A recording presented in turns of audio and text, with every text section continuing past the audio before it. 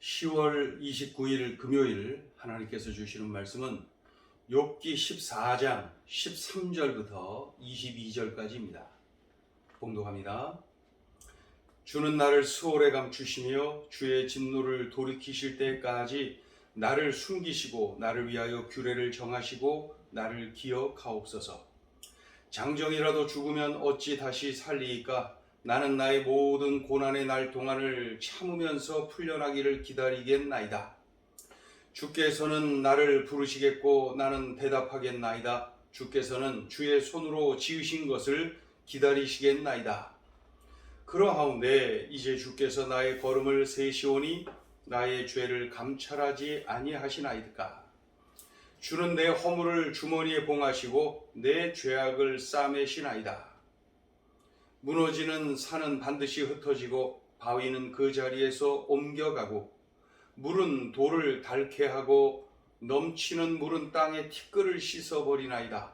이와 같이 주께서는 사람의 희망을 끊으시나이다.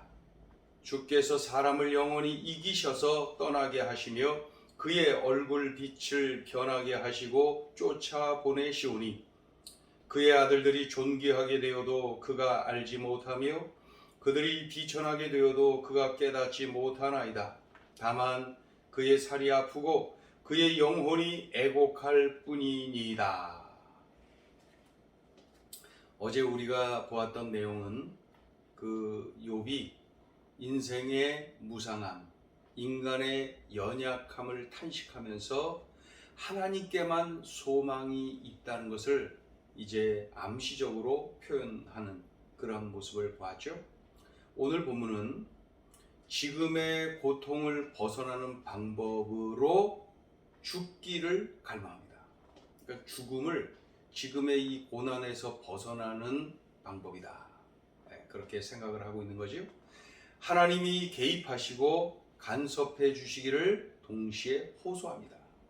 그러니까 죽기를 갈망한다고 말은 했지만 내심으로는 하나님이 개입하시고 간섭해 주셔서 회복시키고 구원해 주실 것을 호소하는 거죠. 그러면서도 여전히 자신이 곧 죽게 될 것이다 하는 그 죽음을 예견하는 그러한 내용으로 오늘 본문에 기록되어 있습니다. 자, 13절을 봅니다. 13절. 주는 나를 수월에 감추시며 주의 진노를 돌이키실 때까지 나를 숨기시고 나를 위하여 규례를 정하시고 나를 기억하옵소서. 무슨 뜻입니까? 하나님, 저를 무덤에 감춰주세요. 하나님의 진노가 지나갈 때까지 저를 숨겨두셨다가 때가 되면은 다시 기억해 주시면 되지 않겠습니까? 이 말은 욥이 하나님의 진노를 피하고 다시 하나님 앞에 온전히 회복되기를 바라는 마음을 이런 식으로 표현하고 있는 것이죠. 14절 보면 장정이라도 죽으면 어찌 다시 살리이까? 나는 나의 모든 고난의 날 동안을 참으면서 풀려나기를 기다리겠나이다. 하나님, 죽으면 끝입니다. 이 땅에 다시 살 수 없습니다. 그러니 죽음이 아니라 회복될 때까지 지금의 고난을 참고 견디고 기다리겠습니다. 이 말은 욥이 극심한 시련에서 해방되기를 갈망하는 자신의 속마음을 이렇게 표현하고 있어요. 15절을 읽어보시면 주께서는 나를 부르시겠고 나는 대답하겠나이다. 주께서는 주의 손으로 지으신 것을 기다리시겠나이다. 하나님이 저를 부르시면은 저는 대답하겠습니다. 하나님이 손수 지으신 피조물인 저를 방치해 두지 않으시는 것 제가 잘 알고 있습니다. 이 말은 지금의 고난을 견디고 기다리면 회복의 때를 주실 것이다 라고 하는 기대감을 이 욥이 표현하고 있는 것이죠. 지금의 이 고난을 견디고 참고 기다리면은 반드시 회복시켜 주시는 그러한 때가 있지 않겠습니까? 이러한 내용이죠. 16절을 보시면 그러하온데 이제 주께서 나의 걸음을 세시오니 나의 죄를 감찰하지 아니하시나이까? 하나님, 지금 나의 걸음을 낱낱이 세시네요. 저의 일거수일투족을 다 보고 계시네요.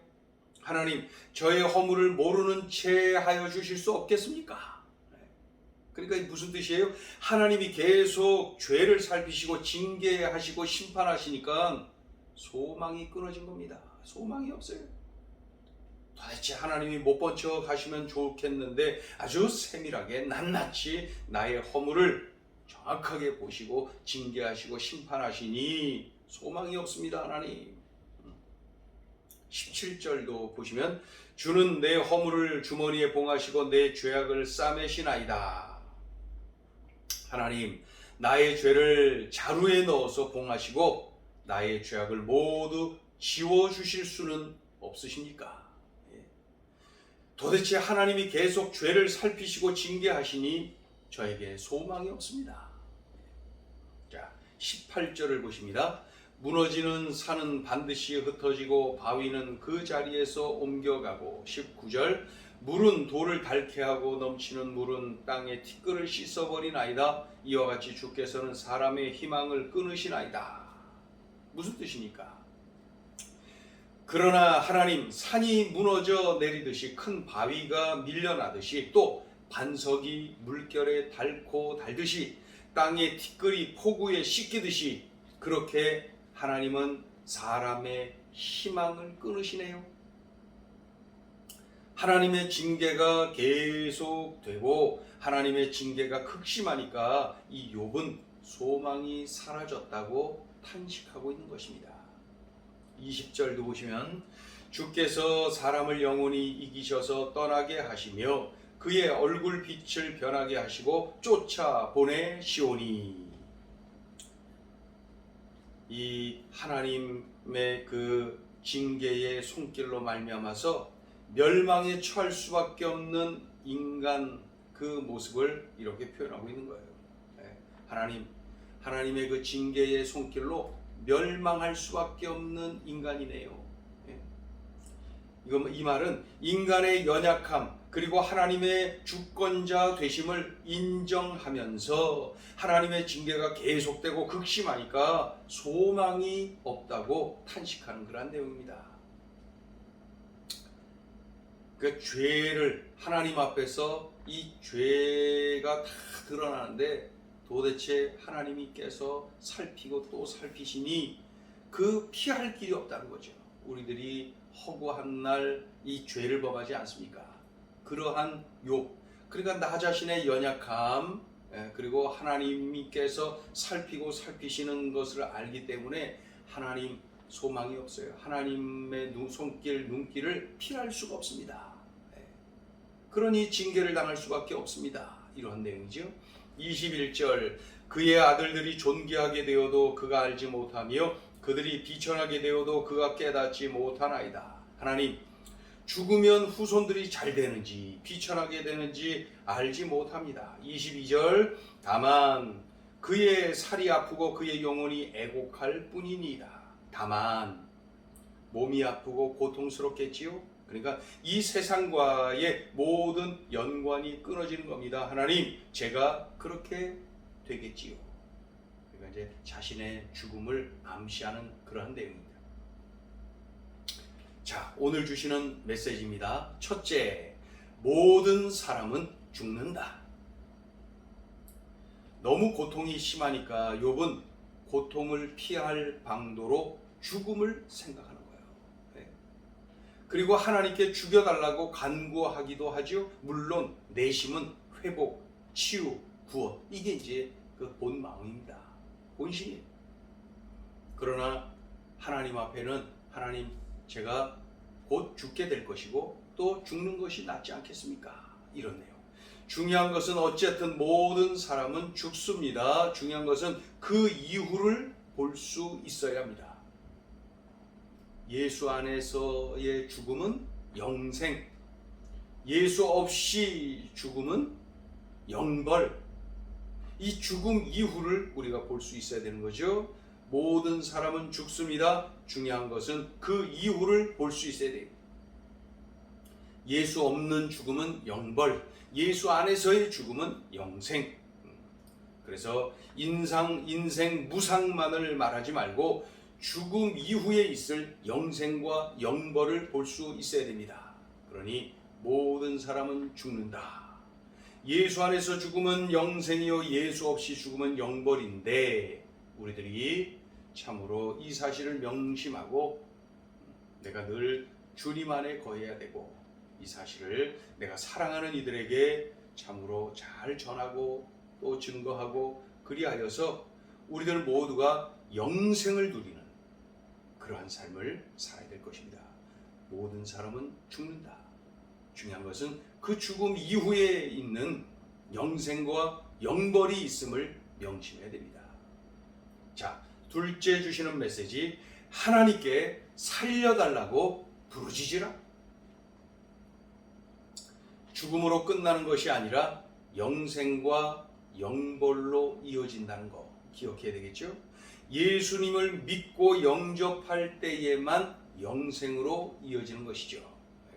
내가 이 길을 가도록 하나님께 부르짖어야 되고요. 동시에 사랑하는 가족이, 이웃이 참으로 이 길을 가도록 내가 또 간절히 부르짖어야 될 것입니다. 이 땅의 삶 속에 극심한 고난의 현장에서 나의 지식, 나의 경험을 의지하지 말고, 나의 인생 경험을 의지하지 말고 하나님께 부르짖어야 됩니다. 살려달라고 말이죠. 하나님께 소리쳐야 됩니다.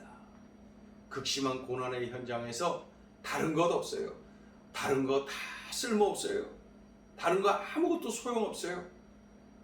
하나님으로부터 오는 은혜, 그것만이 회복이요, 역전이요, 구원이거든요.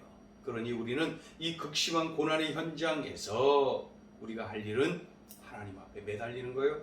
하나님께 살려달라고 소리치는 거예요. 눈물로 부르짖는 거예요. 그것이 우리들이 할 수 있는 최상의 것이고, 그것이야말로 최고의 결과를 얻게 되는 것이죠. 하나님께 살려달라고 부르짖을 때에 내가 가장 강합니다. 하나님을 철저히 의지하고 매달릴 때에 내가 가장 지혜롭습니다. 왜 이렇게 되나요? 하나님을 의지할 때에, 하나님께 소망을 둘 때에 강하신 하나님, 지혜로우신 하나님이 나와 함께 하시고 나를 도우시고 나를 인도하기 때문에, 내가 하나님 앞에 엎드릴 때, 살려달라고 소리칠 때, 하나님께 집중할 때 내가 가장 강하고 내가 가장 지혜로운 것입니다. 가장 강하고 지혜로우신 하나님을 의지하기 때문에 그렇게 되는 것이죠. 그러니 내가 할 수 있는 최상의 것이 뭐냐? 하나님께 살려달라고 소리치는 것입니다. 이 고난의 현장에서, 절망의 현장에서 내가 할 수 있는 최상의 것, 살려달라고 바로 하나님께 매달리는 것입니다. 오늘 주신 이 말씀 꼭 명심하고 이 말씀을 살아내야 되겠습니다. 기도합니다. 하나님 아버지, 욥이 고백하고 있는 것처럼 모든 사람은 죽습니다. 모든 사람은 이 땅을 떠납니다. 중요한 것은 그 죽음 이후에 영생이요 영벌로 이어진다는 것을 우리들이 깨달아 알고 명심하고 이 땅에서 하나님께 집중하며 늘 하나님 안에 거하며 믿음의 삶을 살게 하여 주옵소서. 특별히 고난의 시간에, 힘겨운 아픔의 시간에 다른 것 하지 말고 하나님 앞에 매달려 울부짖고 하나님께 맡기고 하나님께 집중하고 하나님 의지하고 하나님 앞에서 소리칠 줄 아는 진정한 영적 강자가 될 수 있도록 은혜를 베풀어 주옵소서. 주님, 주신 말씀 붙잡고 이렇게 살아내게 하여 주옵소서. 예수님의 이름으로 기도 올리옵나이다. 아멘.